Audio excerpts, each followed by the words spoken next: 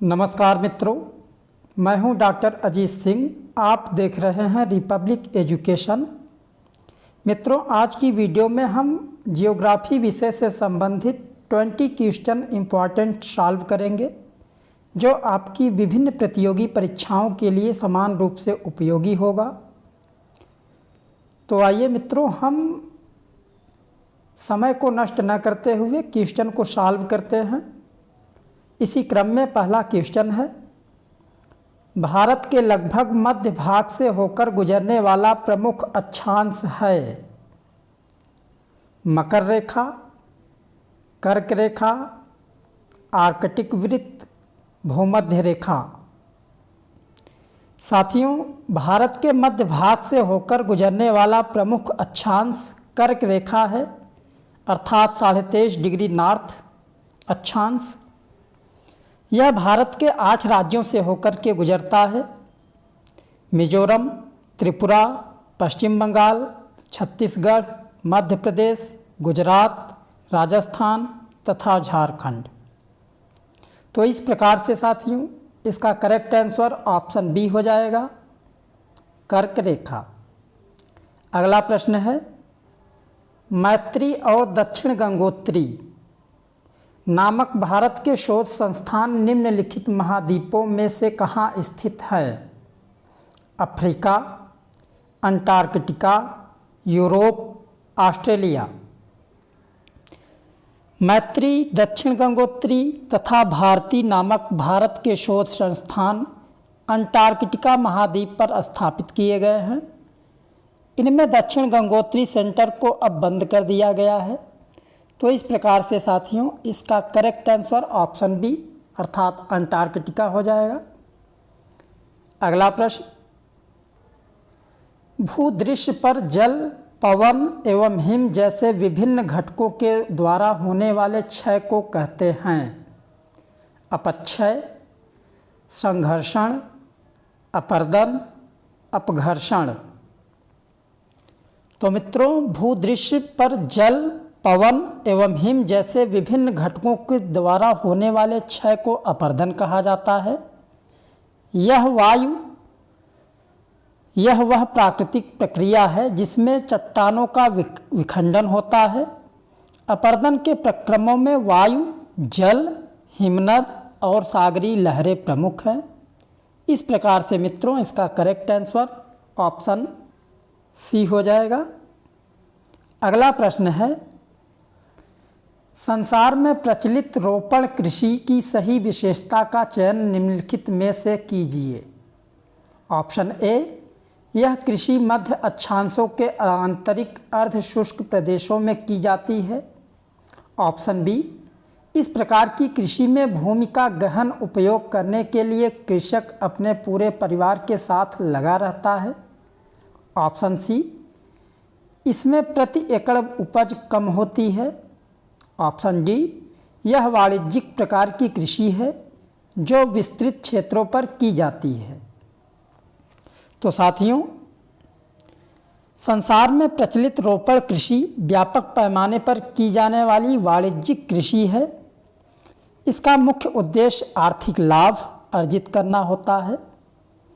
अतः इसमें वाणिज्यिक फसलों के उत्पादन पर बल दिया जाता है। तो इस प्रकार से साथियों, इसका करेक्ट आंसर ऑप्शन डी हो जाएगा। यह वाणिज्यिक प्रकार की कृषि है जो विस्तृत क्षेत्रों पर की जाती है।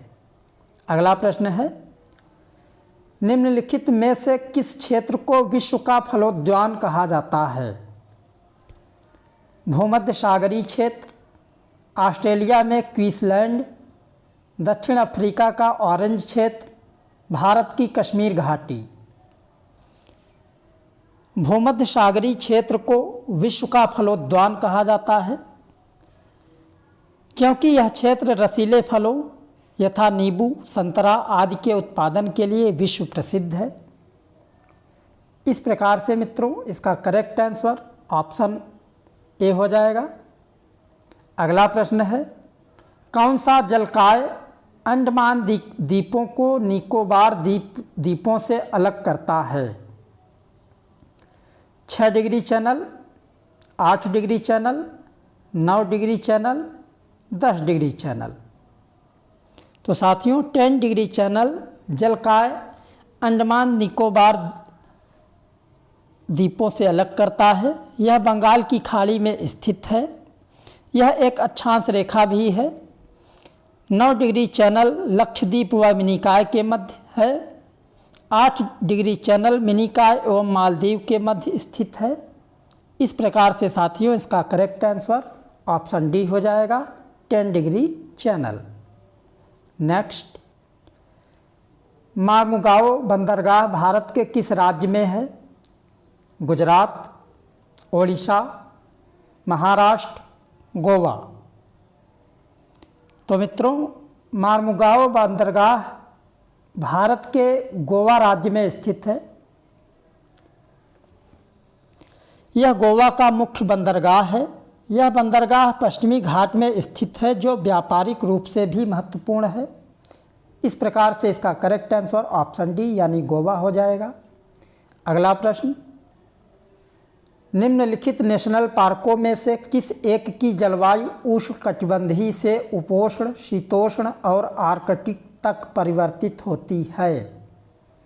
Kanchenjunga national park, Nanda Devi national park, Neora valley national park, Namdapha national park. तो साथियों नामदफा नेशनल पार्क की जलवायु उष्णकटिबंधीय से उपोष्ण, शीतोष्ण और आर्कटिक तक परिवर्तित होती है। यह अरुणाचल प्रदेश में स्थित है। इसकी स्थापना 1974 में हुई थी। इसका कुल क्षेत्रफल लगभग 1985 वर्ग किलोमीटर है। यह जैव विविधता की दृष्टि से एक संरक्षित क्षेत्र भी है। इस प्रकार से इसका करेक्ट आंसर ऑप्शन डी हो जाएगा। अगला प्रश्न है, जोंग जलप्रपात किस नदी पर स्थित है? शरावती, कावेरी, नर्मदा, चंबल। तो साथियों जोंग जलप्रपात शरावती नदी पर स्थित है। इसे गरसोप्पा जलप्रपात भी कहा जाता है। यह कर्नाटक राज्य में स्थित है। इसकी ऊंचाई लगभग 250 मीटर है। तो इस प्रकार से मित्रों इसका करेक्ट आंसर ऑप्शन ए हो जाएगा, शरावती। नेक्स्ट, हिमनद के निक्षेपण को कहा जाता है? लोयस, तटबंध, समुद्री गुफा, हिमोड़। तो मित्रों हिमनद के निक्षेपण को हिमोड़ कहा जाता है। जब हिमनदियाँ पर्वतों से खिसककर हिमरेखा से नीचे उतरती हैं तो तापमान बढ़ जाने से वे पिघलती हैं और अपने साथ बहाए हुए अवसाद का निक्षेप कर देती हैं। ये निक्षेप विभिन्न आकार और रूप के होते हैं तथा इनको हिमोड़ कहा जाता है। तो इसलिए इसका करेक्ट आंसर ऑप्शन डी हो जाएगा, हिमोड़। अगला प्रश्न है, मृतक घाटी जानी जाती है इसकी अत्यधिक उष्णता के लिए, अत्यधिक ठंड के लिए, असामान्य गहराई के लिए, अत्यधिक लवणता के लिए। तो साथियों मृतक घाटी अत्यधिक उष्णता के लिए जानी जाती है। यह यूएसए के कैलिफोर्निया राज्य में स्थित है। गर्मियों के मौसम में दैट वैली का तापमान 54 डिग्री तक पहुंच जाता है। यह अमेरिका का निम्नतम स्थान भी है। तो इस प्रकार से मित्रों इसका करेक्ट आंसर ऑप्शन ए हो जाएगा, अत्यधिक उष्णता के लिए।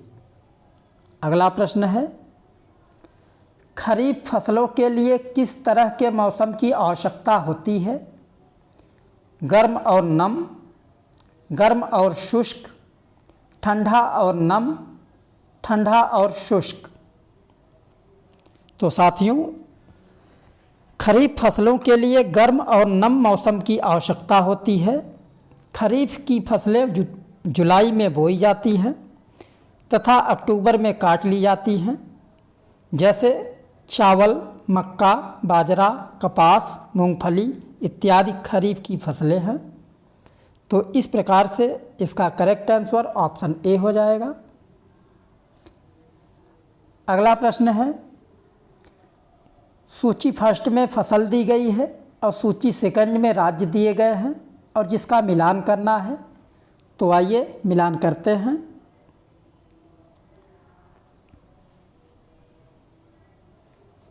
तो मित्रों, मूंगफली आंध्र प्रदेश, सरसों राजस्थान, सोयाबीन मध्य प्रदेश, नारियल केरल।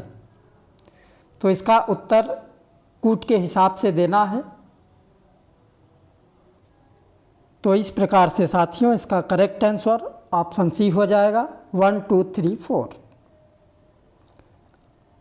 अगला प्रश्न है, सूची फर्स्ट को सूची सेकंड से मिलान करना है और नीचे दिए गए कूट की सहायता से इसका उत्तर देना है। एक तरफ साथियों घास के मैदान दिए गए हैं और एक तरफ देशों के नाम दिए गए हैं, तो जिसका मिलान करना है। तो पंपास घास का मैदान अर्जेंटीना में पाया जाता है।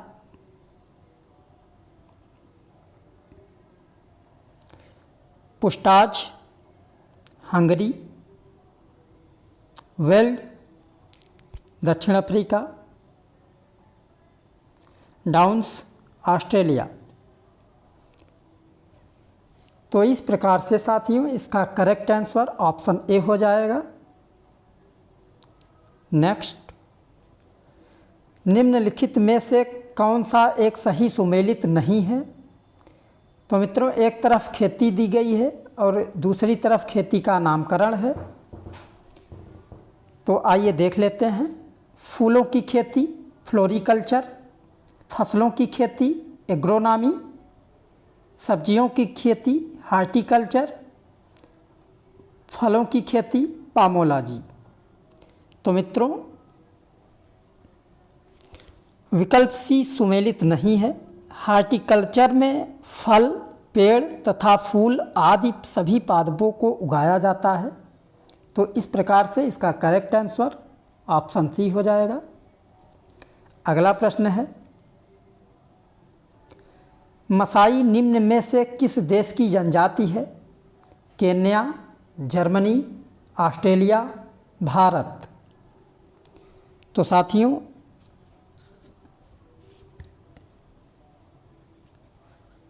मसाई जनजाति केन्या में पाई जाती है, तो इसलिए इसका करेक्ट आंसर ऑप्शन ए हो जाएगा। अगला प्रश्न है, भारत का उत्तरी मैदान से बना है। कायांतरित मृदा, आग्नेय शैल, जलोढ़ मृदा, पुरानी क्रिस्टलीय चट्टान। तो साथियों भारत का उत्तरी मैदान जलोढ़ मृदा से बना है। जलोढ़ मृदा का निर्माण नदियों द्वारा बहाकर लाए गए पदार्थों से होता है। यह मृदा अत्यधिक उपजाऊ होती है। तो इस प्रकार से इसका करेक्ट आंसर ऑप्शन सी हो जाएगा। अगला प्रश्न, नेपच्यून के अलावा अन्य किस ग्रह को नीला ग्रह कहते हैं। पृथ्वी, मंगल, प्लूटो, जुपिटर। तो मित्रों नेपच्यून के अलावा पृथ्वी को नीला ग्रह कहा जाता है।